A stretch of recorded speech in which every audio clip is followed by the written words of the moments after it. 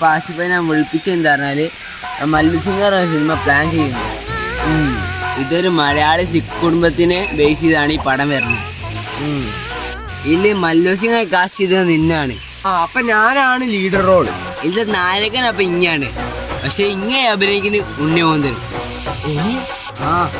അല്ല എന്താണ് ഉണ്ണിമോന്തനോ? അല്ല എനിക്ക് മനസ്സിലായില്ല.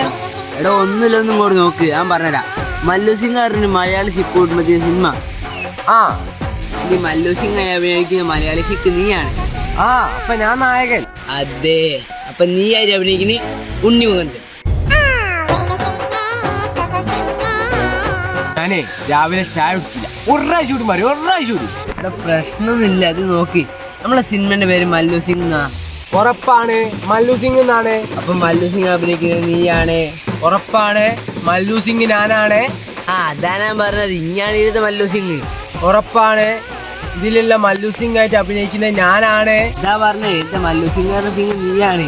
അപ്പൊ ഇതിലുള്ള നടൻ മല്ലു സിംഗ് ആയതുകൊണ്ട് ആ നടൻ ഞാനല്ലേ? ആ നടൻ നീയാണ്. അതാണ് ഞാൻ ഇപ്പൊ ഇങ്ങനെ ചോദിച്ചോണ്ടിരിക്കണത്. ഇപ്പൊ കറക്റ്റായി. ഇതാ ഞാൻ അത്രയും പറയണേ.